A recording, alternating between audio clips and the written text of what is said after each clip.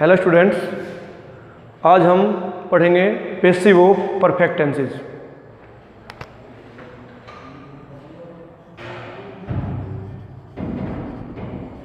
Passive of perfect tenses.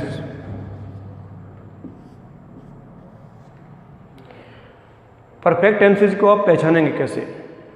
Jin sentences में has have के साथ थर्ड फॉर्म लगी हो वे सेंटेंस प्रेजेंट परफेक्ट के होंगे, और जिस सेंटेंस में सभी सब्जेक्ट के साथ हैड लगा हो और थर्ड फॉर्म लगी हो वे पास्ट परफेक्ट के होंगे।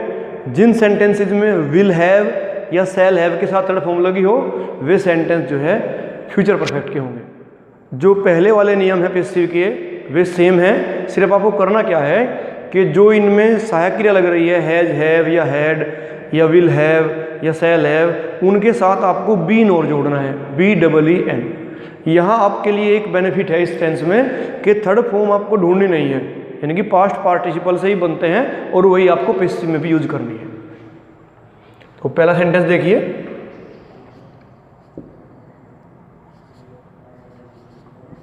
She has cut her nails. Has के साथ थर्ड फॉर्म लगी है, कट की तीनों फॉर्म कटी होती है। सी हैज कट हर नेल्स का अर्थ है कि उसने अपने नाखून काट लिए हैं। अब इसमें आपको ऑब्जेक्ट कहाँ है? ऑब्जेक्ट आपका ये है, हर नेल्स। इधर लाएंगे शुरुआत में पैसिव में, हर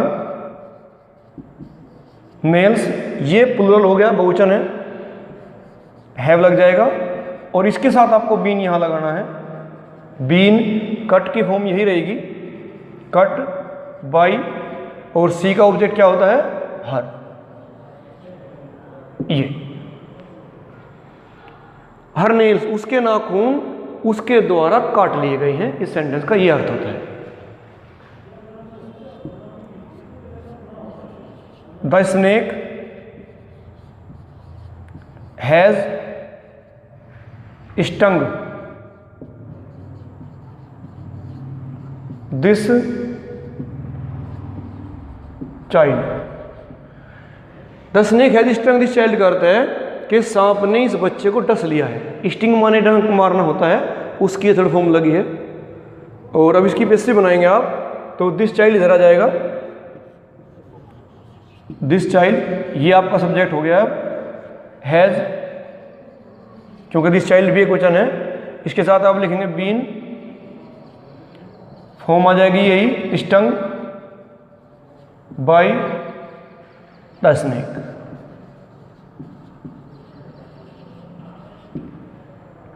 थर्ड सेंटेंस देख लीजिए, we have not taken exercise. इसका अर्थ है कि हमने व्यायाम नहीं किया है। व्यायाम करने के लिए आप टेक भी लगा सकते हैं, डू भी लगा सकते हैं, हैव भी लगा सकते हैं। तो हमने व्यायाम नहीं किया है, इसकी पैसिव नेगेटिव सेंटेंस है, नेगेटिव ही बनेगी। इसमें ऑब्जेक्ट क्या है आपका? एक्सरसाइज है। एक्सरसाइज को आप शुरुआत में ले लेंगे, EXERCISE, एक्सरसाइज, एक वचन है। हैज नोट, अब नोट के बाद आपको बीन लगाना है। टेकन ऐसे ही रहेगा, वर्ब थर्ड फॉर्म है ये, टेकन बाई। आई का, ये वी का ऑब्जेक्ट क्या होता है? अस। तो आप क्या लिखेंगे यहाँ? अस। ये सेंटेंस बन गया आपका कि हमारे द्वारा व्यायाम नहीं लिया गया है या व्यायाम नहीं किया गया है। Fourth sentence, have the peon have the peons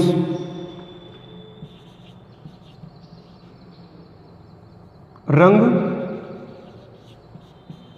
the bells. Interrogative sentences है। Have the peons rung the bells, इसका मतलब है कि क्या चपरासियों ने घंटियां बजा दी है, या क्या चपरासी घंटियां बजा चुके हैं। अब इंटरोगेटिव बनाएंगे आप सेंटेंस पैसिव, तो बेल्स भी वचन है तो आप हैव को दोबारा लिखेंगे ऐसे ही, हैव द बेल्स अब इंटरोगेटिव में यहाँ सब्जेक्ट के बाद बीन लगता है, बीन रंग और बाय द पियोन्स। ये आपका सेंटेंस हो गया। जितने भी सेंटेंस यहाँ पर लिखे हैं ये सभी जो है आपके प्रेजेंट परफेक्ट के हैं। अब मान लीजिए इसी सिचुएशन में यहाँ हेड लगा हो, इस सेंटेंस को देखिए, तो ये सेंटेंस पास्ट परफेक्ट का हो जाएगा। तो आप क्या करेंगे, वहाँ पर एक वचन बहुवचन से कोई अर्थ नहीं है। अगर यहाँ मान लिया हेड है तो हर नेल्स यहाँ हेड हो जाएगा, यहाँ हेड है यहाँ भी हेड रहेगा, बीन कट बाय हर। अगर यहाँ the snake had stung this child तो यहाँ हेड है यहाँ भी हेड हो जाएगा, बाकी सेम ऐसे ही बनेगा। This child had been stung by the snake. अगर यहाँ है we had not taken exercise तो यहाँ भी आपका हेड है, यहाँ भी आपका हेड ही लगेगा, क्योंकि पास्ट परफेक्ट में सिंगुलर प्लूरल से कोई फर्क नहीं पड़ता, सभी के साथ हेड लगता है। Had the peons rung the bells तो यहाँ भी हेड ही लगेगा, हैड द बेल्स बीन रंग बाय द पियोन्स। अब देखते हैं फ्यूचर परफेक्ट की passive.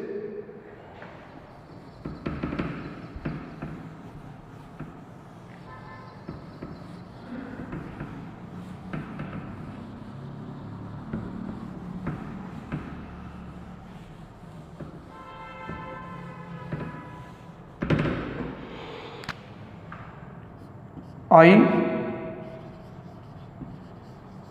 shall have kept my promise।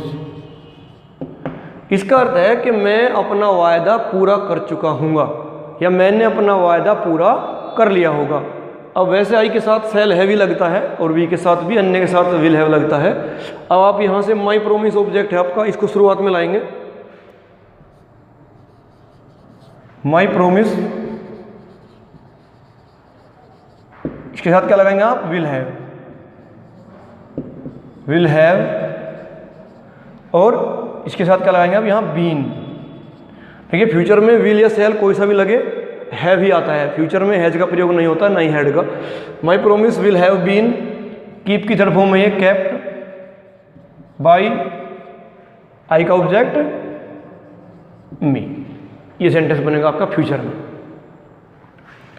They will not have deposited, deposit माने जमा करना होता है, देयर फी, फी लिख सकते हैं आप, फीस भी लिख सकते हैं, दोनों सही होता है। ये लीजिए, they will not have deposited there fees. Object आपका क्या है, देयर फीस। इधर ले आइए,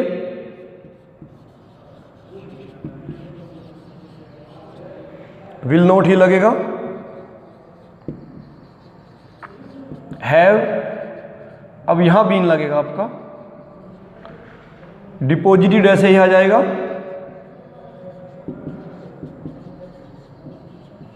भाई। अब देखा ऑब्जेक्ट क्या होता है, देम। ये आपके पैसे बन गए। इसका मतलब है कि उन्होंने अपनी फीस जमा नहीं की होगी या वे अपनी फीस जमा नहीं कर चुके होंगे।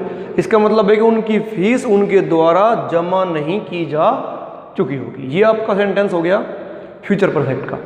अब अगर मान लीजिए इस सेंटेंस में यहाँ सेल बाहर होता, आई से पहले होता, तो एक क्या वाला सेंटेंस बन जाता, फर्स्ट टाइप इंटरोगेटिव।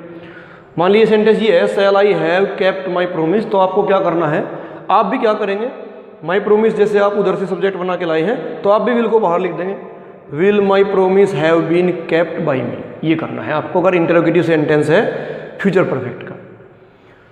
अब हेड का सेंटेंस ले लीजिए एक, who had eaten lunch। Lunch माने आप जानते हैं दोपहर का भोजन होता है। तो who had taken lunch का अर्थ है कि दोपहर का भोजन कौन कर चुका था। तो आप जानते हैं कि who का क्या होता है, by whom।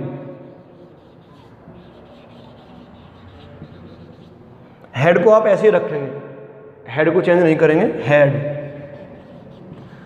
ऑब्जेक्ट आपका लंच है, यहां ले आएंगे, सब्जेक्ट बन जाएगा। यहां क्या लिखेंगे, बीन, और फिर ईटन। भाई हुम हैड लंच बीन ईटन, इसका मतलब है कि दोपहर का भोजन किसके द्वारा कर लिया गया था। ये सेंटेंस बनता है आपका।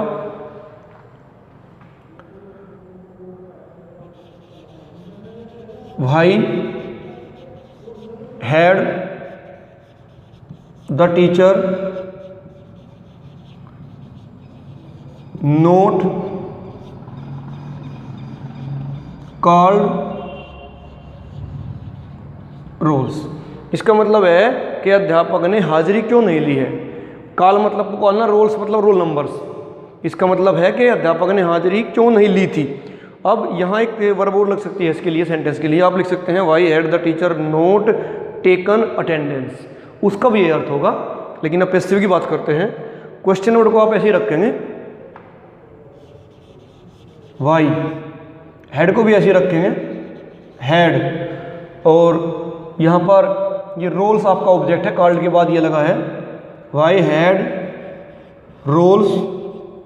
नोट भी है इसमें, नोट के बाद आप लिखेंगे बीन, और कॉल्ड आपकी वर्ब है बाय द टीचर। इसका अर्थ हो गया कि हाजिरी अध्यापक के द्वारा क्यों नहीं ली गई थी। इस सेंटेंस में आप बाय द टीचर छोड़ भी सकते हैं, क्योंकि आप जानते हैं कि अटेंडेंस लेने का काम, हाजिरी लेने का काम टीचर का ही होता है। तो आप यहाँ तक भी इसको छोड़ सकते हैं सेंटेंस को। Why had rolls not been called, ये भी आपका सेंटेंस सही हो जाएगा। तो हम पढ़ रहे हैं परफेक्ट टेंस की पैसिव, जिसमें हमने ये बताया आपको कि अगर प्रेजेंट परफेक्ट का सेंटेंस है तो हैज हैव मिलेंगे, थर्ड फॉर्म मिलेगी। पैसिव बनाएंगे तो जो सब्जेक्ट शुरू में लाएंगे आप, उसी के अनुसार आप बीन पहले हैज हैव लगाएंगे। अगर बहुवचन है तो है, एक वचन है तो है, तो उसके बाद आपको बीन लगाना है। अगर सेंटेंस नेगेटिव है तो नोट के बाद आप बीन लगाएंगे। अगर सेंटेंस इंटेरोगेटिव है तो आप सब्जेक्ट के बाद बीन लगाएंगे। और यही सेम पास्ट परफेक्ट में भी होगा। वहाँ आपको ये बेनिफिट है कि वहाँ आपको एक वचन बहुवचन नहीं देखना है, सभी के साथ हेड लगता है। पैसिव में भी हेड ही लगेगा, उसमें भी नोट के बाद बीन लगेगा। अगर सेंटेंस इंटेरोगेटिव है तो सब्जेक्ट के बाद बीन लगेगा। फ्यूचर में विल हैव बीन लगता है और शैल हैव बीन लगता है। स्टूडेंट्स, आज हमारी टेंसेज की पैसिव कंप्लीट हो गई है। नेक्स्ट टाइम जब हम आपसे मिलेंगे तो उसमें हम मॉडल वर्ब्स और इन्फिनेटिव वाले वाक्यों की पैसिव बनाना सीखेंगे। अगर आपका कोई कमेंट है, कोई सुझाव है या कोई शिकायत है तो आप कमेंट बॉक्स में जाकर कमेंट कर सकते हैं। I will reply. थैंक्स।